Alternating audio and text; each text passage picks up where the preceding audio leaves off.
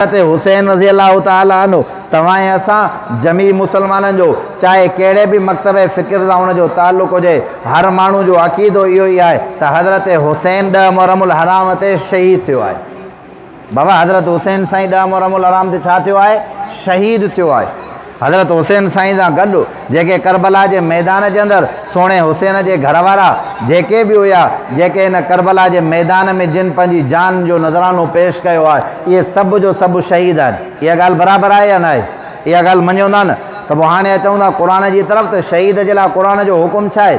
अल्लाह तबारक व तआला फरमाए थो, वला तक़ूलू लिमन युक़तलू फ़ी सबीलिल्लाहि अमवात बल अहयाउ वलाकिन ला तशउरून। वला तक़ूलू लिमन युक़तलू, न चओ न माण्हू जे लाइ जेको अल्लाह जे रस्ते में क़तल थी वञे, अमवात उनखे मुर्दा न चओ। ॻाल्हि सम्झ में आई आहे? जेको अल्लाह जे रस्ते में वफ़ात करे वञे उनखे मुर्दा न चओ। बल अहयाउ वलाकिन ला तशउरून। अल्लाह ताला फरमाए थो भला कि उहो ज़िंदा आहे, तव्हांखे अकुल ऐं शऊर कंहिं क़िस्म जो न आहे। हाणे माना मालूम थी वई त हज़रत हुसैन करबला जे मैदान में शहीद थियो आहे। शहीद ज़िंदा हूंदो आहे। शहीद आलम बरज़ख जे अंदरि हिकु रिवायत जे अंदरि अचे थो, अल्लाह ताला सब्ज़ परिंदनि जे अंदरि उन जे रूह खे विझी करे जन्नत जा बसेरा कंदो आहे। जेकॾहिं तुंहिंजो अक़ीदो सोणे हुसैन जे लाइ इहो आहे त हज़रत हुसैन करबला जे मैदान में शहीद थियो आहे, त पोइ शहीद जो मातम न कबो आहे। शहीद जे लाइ पंहिंजा कपिड़ा न पाड़बा आहिनि। शहीद जे लाइ पंहिंजी कमीस उघाड़े करे पंहिंजनि सीननि ऐं पंहिंजी पुठियुनि खे चीरबो न आहे। न इहा इस्लाम जी तालीम आहे, न मोहम्मद मुस्तफ़ा जी तालीम आहे, न सहाबा इकराम जी तालीम आहे, न ताबईन जी तालीम आहे, न ताबईन जी तालीम आहे, न असांजे असलाफ़ जो तरीक़ो आहे। मोहम्मद मुस्तफ़ा अहमद मुश्तबा सल्लल्लाहु अलैहि वसल्लम क़ुरान इन मामले जी नफ़ी कई आहे। क़ुरान इन मामले का झलियो आहे। बल्कि ख़ुदा अॻिते बि बयानु फरमाए थो, वलनबलुवन्नकुम बिशैइन मिनल ख़ौफ़ि वल जूअि व नक़सिम मिनल अमवालि वल अनफुसि वस्समराति वबश्शिरिस साबिरीन। अल्लाह साईं फरमाए थो अलबत ज़रूर ज़रूर मां तव्हांखे आज़माईंदुमि। साईं कहिड़ी शइ जे अंदरि आज़माईंदे? बिशैइन मिनल ख़ौफ़ि, कॾहिं कंहिं शइ जो तव्हांखे ख़ौफ़ ॾींदुमि, कंहिं शइ जो तव्हांखे डपु ॾींदुमि। आसमान तां बिजली जा कड़का थींदा, सैलाबनि जा तव्हांजे मथां वसकारा थींदा, कॾहिं ज़मीन दुॾंदी पई, अजीब व ग़रीब क़िस्म जा तव्हांखे ख़ौफ़ ॾींदुमि। दुश्मन तव्हांजे मथां ग़ालिब हूंदो, कॾहिं तव्हांजे अंदरि उन जो ख़ौफ़ हूंदो। वल जूअ, कॾहिं तव्हांजा फ़सुल तबाह करे बुख वारे मामले जे अंदरि बीहंदियूं, दाणो खाइण जे लाइ कंहिं बि क़िस्म जो न हूंदो। तव्हांखे मां आज़माईंदुमि। व नक़सिम मिनल अमवाले, कॾहिं तव्हांजो माल एॾो हुयो जो तव्हां माल संभाले कंहिं क़िस्म जा न पिया सघो। हाणे तव्हांजो माल इन सूरत में आहे, तव्हांजे माल खे घटि करे तव्हांखे आज़माईंदुमि। वल अनफुसे, पुट तुंहिंजो नौजवान आहे, न्यारी तुंहिंजी नौजवान आहे, उनखे पाण कुराड़ो आहे, तॾहिं तुंहिंजे पुट जी हयाती खसी करे तोखां आज़माईंदो आहियां, तुंहिंजी न्याणी खे मारे करे तोखे आज़माईंदो आहे। वसमराते, फल फ्रूट तुंहिंजा तयारु हुया, ज़मीन तुंहिंजी तयारु आहे, फ़सुल तुंहिंजो तयारु आहे, सॼे फ़सुल खे तबाह ऐं बर्बादु करे मां पंहिंजनि ॿारनि खे आज़माईंदो आहे। रब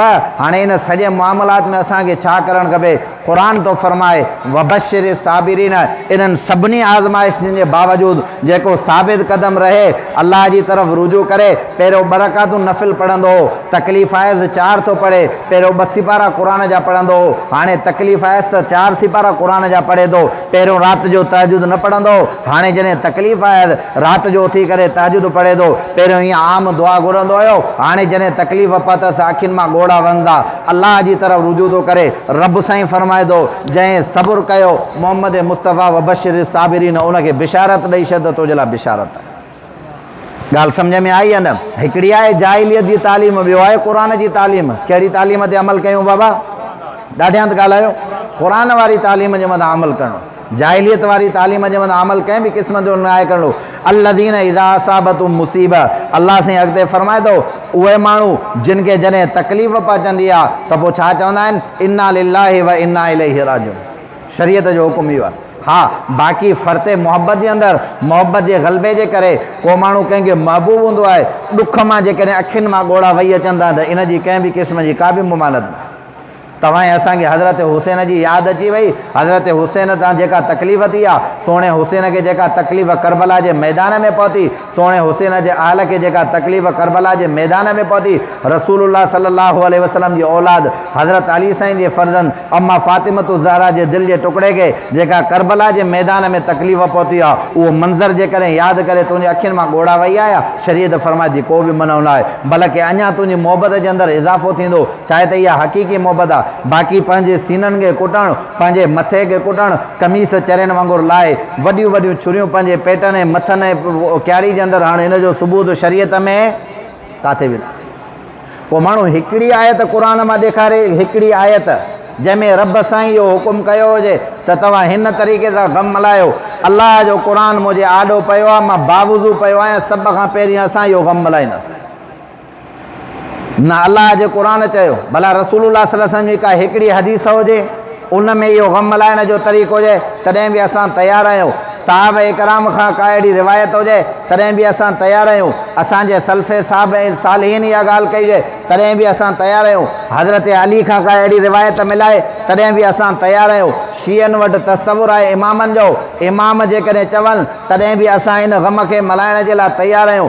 सोणे हसन खां का रिवायत हुजे तॾहिं बि इहो ग़म मल्हाइण जे लाइ तयारु आहियूं। सोणे हुसैन खां का रिवायत हुजे तॾहिं बि इहो ग़म मल्हाइण जे लाइ तयारु आहियूं। माना मालूम थियो न क़ुर मां मिलियो, न हदीस मां मिलियो, न मोहम्मद जे फ़रमान मां मिलियो, न साहब इकराम मां मिलियो, न बुज़ुर्गनि खां मिलियो, न हज़रत अली खां न मिलियो, न ॿारनि इमामनि खां मिलियो, न हज़रत हसन खां मिलियो, न हज़रत हुसैन खां मिलियो, त पोइ इहा नई शइ जेका तव्हां असां पैदा कई आहे, इन जो दीन इस्लाम मुहम्मद मुस्तफ़ा सल्लल्लाहु अलैहि वसल्लम जी तालीम सां कंहिं बि क़िस्म जो को बि वास्तो न आहे। ॻाल्हि सम्झ में आई हलाइनि। बल्कि